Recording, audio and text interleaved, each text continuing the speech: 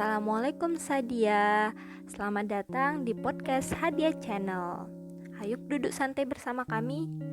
Nah, melalui podcast ini, kami insya Allah akan memberikan kepada para perempuan pendengar hadiah seputar ilmu kesehatan, pandangan agama, dan diskusi tentang perempuan.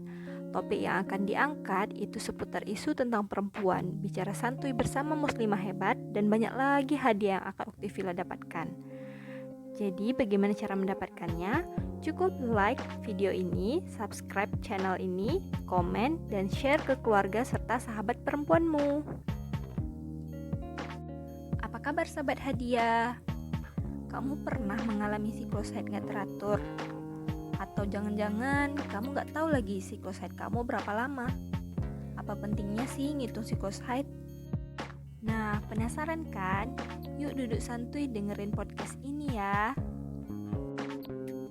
Haid itu adalah meluruhnya dinding rahim bagian dalam yang disebut dengan endometrium, yang darahnya keluar dari vagina atau farji akibat tidak dibawahinya sel ovum. Keadaan ini normal bagi seluruh wanita yang sudah balik atau pada masa pubertas.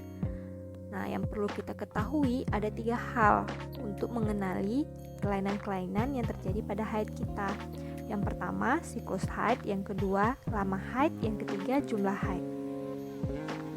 Yang pertama itu adalah siklus haid. Siklus haid adalah jarak hari pertama haid Sadia ke hari pertama 1 bulan berikutnya.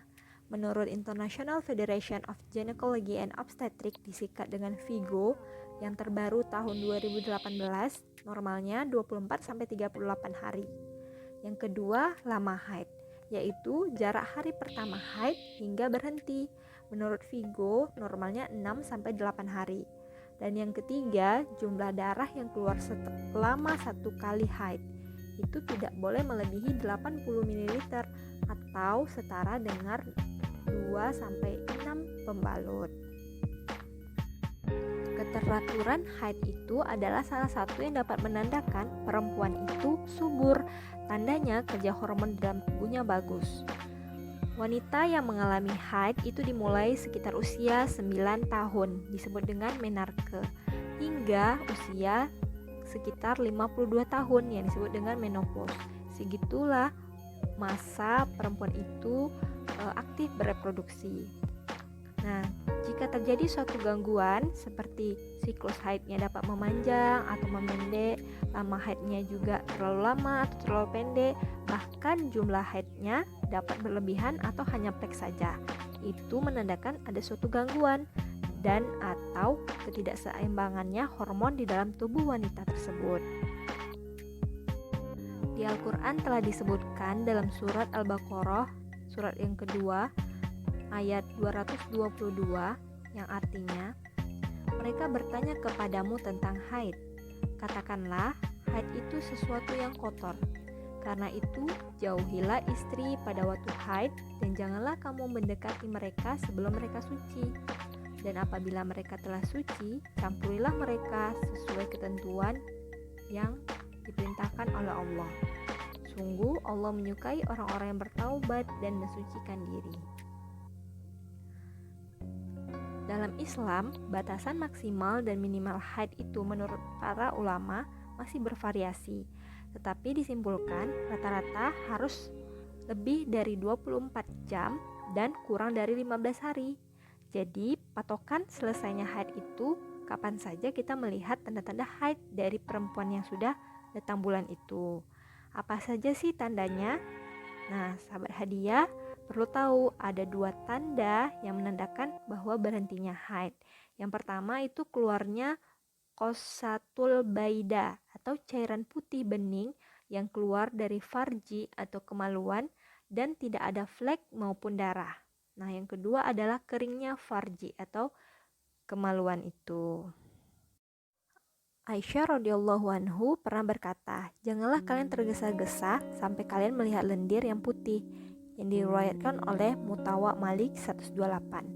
Hal ini dikatakan kepada Aisyah radhiyallahu anhu kepada wanita yang sedang haid dan meragukan kapan berhentinya haid.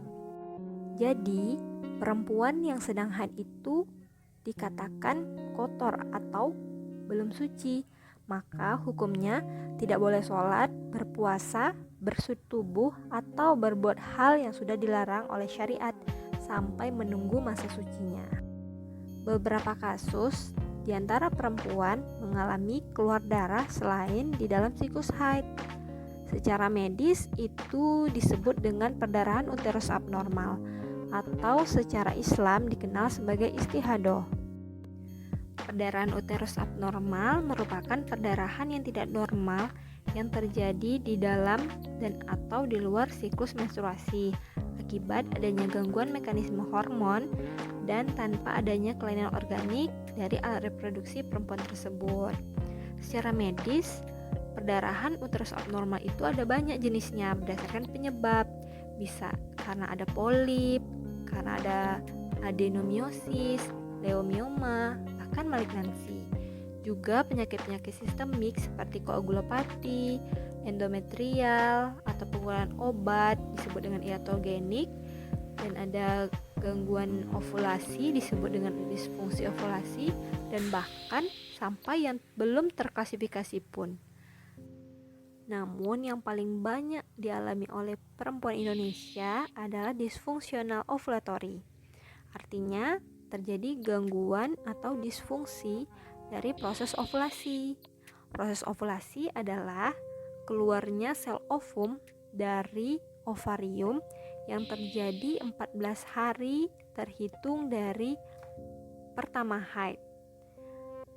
Nah, pada beberapa perempuan, ovulasi itu terjadinya lebih cepat atau lebih lambat, bahkan tidak terjadi ovulasi, sehingga terjadilah gangguan hormonal di dalam tubuh perempuan tersebut. Dalam Islam, perdarahan uterus abnormal dikenal dengan istihadah yang dikemukakan oleh Syekh Muhammad Shalih Al-Utsaimin, menyatakan istihadah adalah darah yang terus-menerus keluar dari seorang wanita dan tidak terputus-putus atau kadang terputus sebentar selama sehari 2 hari dalam sebulan. Ada 2 kondisi yang meriwayatkan kondisi istihadah. Yang pertama diriwayatkan oleh Aisyah radhiyallahu anhu tentang sahabiah Fatimah binti Abu Hubaisy mengadu kepada Rasulullah SAW, "Wahai Rasulullah, sungguh aku terus mengalami istihadah hingga tidak pernah suci darinya." Kondisi kedua, hadis riwayat Hamnah binti Jahsy yang datang kepada Nabi Muhammad SAW mengadukan masalah pribadinya. "Wahai Rasulullah, sesungguhnya aku mengalami istihadah yang deras sekali keluar darahnya." Dari kedua kondisi tersebut, Nabi Muhammad SAW menerangkan kepada Fatimah binti Abu Hubaisy. Beliau mengatakan darah haid itu berwarna hitam, dan ini yang dimaklumi. Jika warnanya seperti demikian, maka tinggalkanlah sholat. Dan jika warnanya tidak seperti demikian, maka berwuduklah dan tunaikanlah sholat, karena itu adalah darah penyakit. Yuk sadia kita kenali apa saja yang menyebabkan terjadinya istihadah. Yang pertama, dan ini yang paling banyak menyebabkan, yaitu stres atau tekanan. Stres itu dapat mempengaruhi regulasi hormon yang ada di tubuh kita. Yang kedua, gaya hidup yang tidak sehat. Jika perempuan itu terlalu gemuk ataupun terlalu kurus, juga mempengaruhi hormonnya karena dasar hormon itu berasal dari kolesterol. Yang ketiga, efek penggunaan obat. Obat-obat yang digunakan yang mengandung hormon seperti pil KB. Dan yang keempat yang sudah disebutkan tadi berdasarkan Vigo adalah penyakit rahim, bisa karena polip atau endometriosis dan lain sebagainya. Dari keempat penyebab tersebut, ada banyak tuh yang bisa kita rubah sahabat sadia. Mulai dari hidup tidak boleh stres, dan kemudian pola hidup yang sehat dengan berat badan ideal, serta tidak mengkonsumsi obat-obatan yang mengandung hormonal jika tidak perlu. Islam membantu para perempuan untuk dapat membedakan darah haid dan darah istihadah. Ada 2 cara yang diajarkan oleh ulama cara membedakan darah haid dan istihadah. Yang pertama, secara tamyiz, dibedakan berdasarkan ciri fisik. Yang kedua, cara adah, dilihat dari kebiasaan datangnya menstruasi atau melihat siklus. Yang pertama, secara tamyiz atau secara fisik. Haid dan istihadah dibedakan berdasarkan warnanya. Warna haid itu merah kehitaman daripada istihadah yang merah segar. Konsistensi haid lebih keras dan kaku, sedangkan istihadah cair. Berdasarkan bau, haid itu memiliki bau tidak sedap, sedangkan istihadah tidak berbau. Berdasarkan kepekatan dan kepadatan, haid itu teksturnya lebih kental dan tidak membeku, sedangkan istihadah kurang kental namun bisa membeku. Nah, yang paling jelas keadaan perempuan yang mengalami haid itu sehat-sehat saja atau hanya mengalami kram sebelum terjadinya haid, sedangkan istihadah ada keluhan tambahan, nyeri perut maupun nyeri di bagian vaginanya. Sedangkan yang kedua secara adah, yaitu berpatokan pada kebiasaan haid atau penghitungan siklus.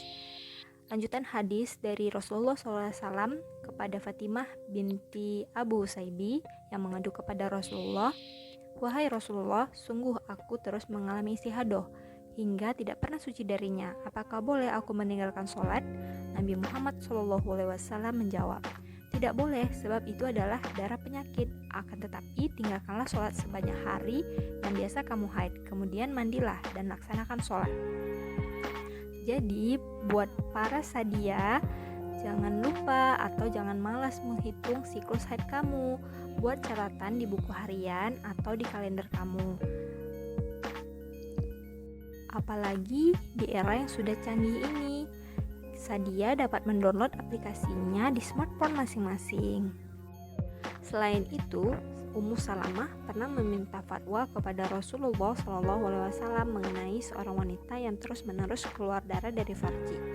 Rasulullah mengatakan, hendaklah ia memperhatikan jumlah malam serta hari di mana ia biasa haid dalam 1 bulan sebelum ia mengalami kejadian yang dialaminya.